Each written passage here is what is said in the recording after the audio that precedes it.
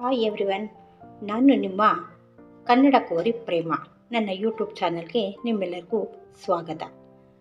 ವೀಕ್ಷಕರೇ, ನಾನಿವತ್ತು ನಿಮಗೆ ತುಂಬ ಸರಳವಾಗಿ ಬದನೆಕಾಯಿಂದ ಎಣ್ಣೆಗಾಯಿ ಮಾಡೋದು ಹೇಗೆ ಅಂತ ಹೇಳ್ಕೊಡ್ತೀನಿ. ಈ ಬದನೆಕಾಯಿ ಎಣ್ಣೆಗಾಯಿ ಮಾಡೋದಕ್ಕೆ ತುಂಬ ಕಡಿಮೆ ಪದಾರ್ಥಗಳನ್ನ ಉಪಯೋಗಿಸಿ ಕಡಿಮೆ ಮಸಾಲವನ್ನು ಹಾಕಿ ಯಾವ ರೀತಿಯಾಗಿ ರುಚಿಕರವಾಗಿ ಅತಿ ಬೇಗ ಮಾಡೋದು ಅಂತ ಹೇಳ್ಕೊಡ್ತೀನಿ. ಸಾಮಾನ್ಯವಾಗಿ ಇವತ್ತಿನ ದಿನಗಳಲ್ಲಿ ಎಲ್ಲರೂ ಅಸಿಡಿಟಿ ಅಂದ್ಬಿಟ್ಟು ಮಸಾಲ ಐಟಮ್ ಅಂದರೆ ತಿನ್ನೋದೇ ಕಡಿಮೆ. ಅದಕ್ಕೋಸ್ಕರ ಕಡಿಮೆ ಮಸಾಲವನ್ನು ಉಪಯೋಗಿಸಿ ತುಂಬ ರುಚಿಯಾಗಿ ಹೇಗೆ ಮಾಡೋದು ಅಂತ ಹೇಳ್ಕೊಡ್ತೀನಿ. ನೋಡಿ ವೀಕ್ಷಕರೇ, ಈ ಬದನೆಕಾಯಿ ಎಣ್ಣೆಗಾಯಿ ಮಾಡೋದಕ್ಕೆ ಯಾವ್ಯಾವ ಇಂಗ್ರೀಡಿಯೆಂಟ್ ಬೇಕು ಅಂತ ಹೇಳ್ತೀನಿ. ಮೊದಲಿಗೆ ಈ ಎಣ್ಣೆಗಾಯಿ ರುಬ್ಬೋದಕ್ಕೆ ಒಂದು ಮಸಾಲವನ್ನು ರೆಡಿ ಮಾಡ್ಕೊಳ್ಬೇಕು. ಆ ಮಸಾಲ ರೆಡಿ ಮಾಡ್ಕೊಳ್ಳೋಕ್ಕೆ ಯಾವ್ಯಾವ ಸಾಮಾನು ಬೇಕಂತ ಹೇಳ್ತೀನಿ.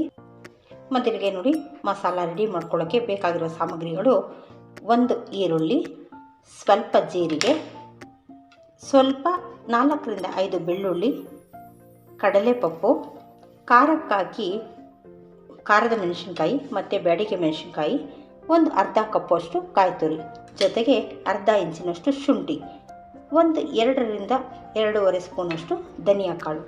ಮೊದಲು ಇಷ್ಟು ಪದಾರ್ಥಗಳನ್ನು ನಾವು ಫ್ರೈ ಮಾಡ್ಕೊಳ್ಬೇಕು. ಆಮೇಲೆ ಮಸಾಲವನ್ನು ರೆಡಿ ಮಾಡ್ಕೊಳ್ಬೇಕು. ಮೊದಲಿಗೆ ಫ್ರೈ ಮಾಡೋದಕ್ಕೆ ನಾನು ಫ್ರೈ ಪಾನನ್ನು ಹಚ್ಕೊಂಡಿದ್ದೀನಿ. ಈಗ ಒಂದೊಂದೇ ಸಾಮಗ್ರಿಗಳನ್ನ ಇದರಲ್ಲಿ ಹಾಕ್ತಾ ಫ್ರೈ ಮಾಡೋಣ. ಈ ಫ್ರೈಯನ್ನು ನಾವು 1-2 ಸ್ಪೂನು ಆಯಿಲ್ ಹಾಕ್ಕೊಂಡು ಫ್ರೈ ಮಾಡಬೇಕಾಗುತ್ತೆ. ನೋಡಿ, ಇದಕ್ಕೆ ಅತಿ ಹೆಚ್ಚು ಎಣ್ಣೆ ಬೇಡ, 2 ಟೀ ಸ್ಪೂನಷ್ಟು ಎಣ್ಣೆ ಹಾಕಿದ್ರೆ ಸಾಕು. ಈಗ ನೋಡಿ, ಎಣ್ಣೆ ಬಿಸಿಯಾಗಿದೆ. ಆ ಬಿಸಿಯಾಗಿರೋ ಎಣ್ಣೆಗೆ ಧನಿಯಾವನ್ನು ಹಾಕ್ಕೊಳ್ಳೋಣ. ಆ ಧನಿಯಾ ಸ್ವಲ್ಪ ಫ್ರೈ ಆಗ್ತಾ ಇದ್ದಾಗೆ ಜೀರಿಗೆ, ಸುರಿದಿಟ್ಟಿರುವಂತಹ ಬೆಳ್ಳುಳ್ಳಿ, ಜೊತೆಗೆ ಶುಂಠಿ, ಒಂದೊಂದೇ ಐಟಮ್ ಹಾಕ್ಕೊಂಡು ಎಲ್ಲವನ್ನು ಫ್ರೈ ಮಾಡೋಣ. ಜೊತೆಗೆ ಹೆಚ್ಚಿಟ್ಟಿರುವಂತಹ ಈರುಳ್ಳಿ,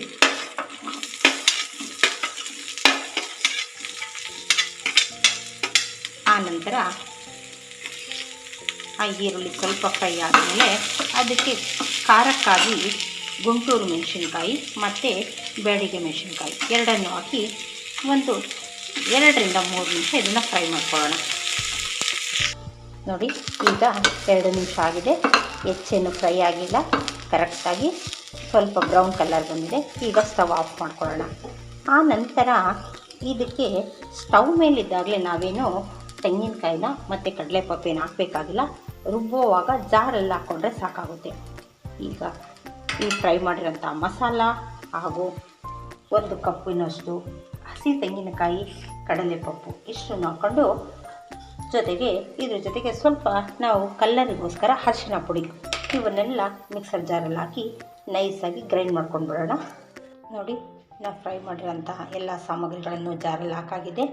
ಈಗ ಅದೇ ಜಾರಿಗೆ ಕಡಲೆಪಪ್ಪು ಹಾಕ್ತಾಯಿದ್ದೀನಿ. ಹುರಿಗಡಲೆ, ಪುಟಾಣಿ ಅಂತ ಹೇಳ್ತೀವಲ್ಲ ಅದು, ಜೊತೆಗೆ 1 ಕಪ್ಪಷ್ಟು ಹಸಿ ಕಾಯಿ ತುರಿ, ಜೊತೆಗೆ ಸ್ವಲ್ಪ 1/4 ಟೇಬಲ್ ಸ್ಪೂನ್ ಅರಿಶಿನ ಪುಡಿ ಹಾಕ್ಕೊಂಡು ಇದನ್ನು ಪೌಡರ್ ಮಾಡ್ಕೊಂಡು ಬರ್ತೀನಿ, ನೈಸಾಗಿ ಪೇಸ್ಟ್ ಮಾಡಿಕೊಂಡು. ಈಗ ಮಸಾಲ ರೆಡಿ ಆದಮೇಲೆ ನಾವು ಏನು ಮಾಡಬೇಕಪ್ಪ ಅಂದರೆ, ಈ ಬದನೆಕಾಯಿ ಎಣ್ಣೆಗಾಯಿಗೆ ಒಂದು ಒಗ್ಗರಣೆ ಹಾಕಬೇಕು. ಯಾವ ರೀತಿ ಒಗ್ಗರಣೆಗೆ ಏನೇನು ಬೇಕಪ್ಪ ಅಂದರೆ, ಮೊದಲು ಸ್ಟವ್ ಮೇಲೆ ಒಂದು ಬಾಣಲೆಯನ್ನು ಇಡೋಣ. ಆ ಬದನೆಕಾಯಿ ಎಣ್ಣೆಗಾಯಿಗೆ ಸ್ವಲ್ಪ ಎಣ್ಣೆ ಹೆಚ್ಚು ಹಾಕಿದ್ರೆ ತುಂಬ ಚೆನ್ನಾಗಿರುತ್ತೆ. ನೋಡಿ, ನೀವು ಎಣ್ಣೆ ಹೆಚ್ಚು ತಿನ್ನೋರಾದರೆ 1-2 ಸ್ಪೂನ್ ಹೆಚ್ಚಿಗೆ ಹಾಕಿ, ಇಲ್ಲಾಂದರೆ ನಿಮ್ಮ ಟೇಸ್ಟಿಗೆ ಅನುಗುಣವಾಗಿ ಎಣ್ಣೆ ಹಾಕಿ. ನಾನು ಒಂದು 4ರಿಂದ 5-6 ಟೇಬಲ್ ಸ್ಪೂನಷ್ಟು ಎಣ್ಣೆಯನ್ನು ಹಾಕ್ತಾಯಿದ್ದೀನಿ. ಈ ಎಣ್ಣೆ ಸ್ವಲ್ಪ ಬಿಸಿ ಆದಮೇಲೆ ಇದಕ್ಕೆ ನೋಡಿ, ಎಣ್ಣೆ ಬಿಸಿಯಾಗಿದೆ. ಈಗ ಒಂದು ಅರ್ಧ ಸ್ಪೂನಷ್ಟು ಸಾಸಿವೆ ಹಾಕ್ತಾಯಿದ್ದೀನಿ. ಸಾಸಿವೆ ಚಿಟಪಟ ಅಂತ ಹೇಳಿದ ಮೇಲೆ ಕರಿಬೇವಿನ ಸೊಪ್ಪು ಹಾಕೋಣ. ಕರಿಬೇವಿನ ಸೊಪ್ಪು ಸ್ವಲ್ಪ ಫ್ರೈ ಆದಮೇಲೆ ಈರುಳ್ಳಿಯನ್ನು ಹಾಕೋಣ.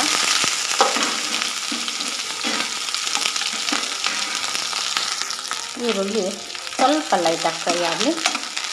ಸ್ವಲ್ಪ ಲೈಟಾಗಿ ಫ್ರೈ ಆದಮೇಲೆ ನಾವು ಉದ್ದನಾಗಿ ಹಚ್ಚಿಟ್ಟಿರುವಂತಹ ಬದನೆಕಾಯಿನ ನಾನು ಒಂದು 7ರಿಂದ 8 ಬದನೆಕಾಯಿ ತೊಗೊಂಡು, ನಾನು ಬದನೆಕಾಯಿನ ತುಂಬ ಉಂಡೆ ಇದ್ದಾಗೆ ಹಾಕಲ್ಲ, ಏಕೆಂದರೆ ಅದರಲ್ಲಿ ಏನಾದರೂ ಇರುತ್ತೆ ಅಂದ್ಬಿಟ್ಟು ಅದನ್ನು ಉದ್ದವಾಗಿ ನೋಡಿ ಈ ರೀತಿಯಾಗಿ ಕಟ್ ಮಾಡಿಟ್ಕೊಳ್ತೀನಿ. ಈ ಥರ ಉದ್ದುದ್ದ ಕಟ್ ಮಾಡಿದ್ರೆ ತಿನ್ನೋದಕ್ಕೂ ಚೆನ್ನಾಗಿರುತ್ತೆ, ಮಸಾಲನೂ ಎಲ್ಲ ಕಡೆಗೂ ಅಂಟುತ್ತೆ.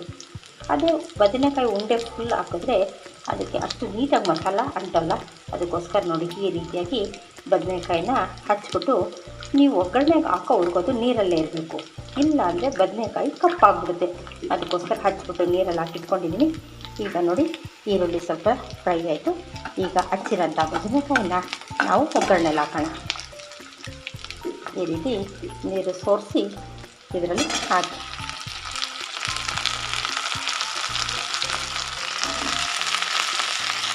ನೋಡಿ, ನಾವು ಹಚ್ಚಿಟ್ಟಿರೋಂತಹ ಎಲ್ಲ ಬದನೆಕಾಯಿಗಳ ಇದರಲ್ಲಿ ಹಾಕಿದ್ದಾದ್ಮೇಲೆ 1-2 ಸಾರಿ ಈ ಥರ ತಿರುಗಿಸಿ ಅದನ್ನು ಬೇಯೋದಕ್ಕಿಡಿ.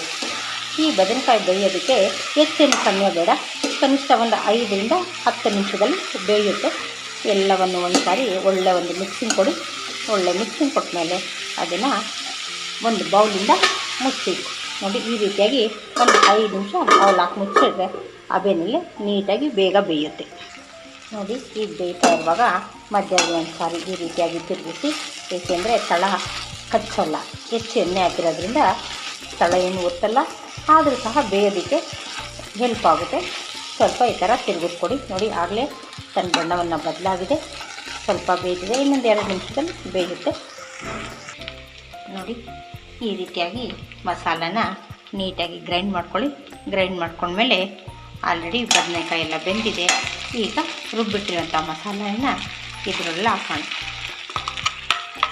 ಎಲ್ಲ ಹಾಕಿದ್ಮೇಲೆ ಆ ಜಾರಿಗೆ ಸ್ವಲ್ಪ ನೀರು ಹಾಕಿ ಅದನ್ನೆಲ್ಲ ಇದರಲ್ಲಿ ಹಾಕಿ ನಮಗೆ ಕನ್ಸಿಸ್ಟೆಂಟಿ ಯಾಕೆ ಬೇಕು ಅಂತ ನೋಡಿ. ಸ್ವಲ್ಪ ಇದು ಗಟ್ಟಿಗಿದ್ರೆ ಚೆನ್ನಾಗಿರುತ್ತೆ. ನೋಡಿ, ಇಷ್ಟು ಕನ್ಸಿಸ್ಟೆನ್ಸಿ ಇದ್ದರೆ ಚೆನ್ನಾಗಿದೆ, ಎಲ್ಲದೂ ಹೊಂದ್ಕೊಂಡಿದೆ. ಈಗ ಇದಕ್ಕೆ ರುಚಿಗೆ ತಕ್ಕಷ್ಟು ಉಪ್ಪನ್ನು ಹಾಕೋಣ.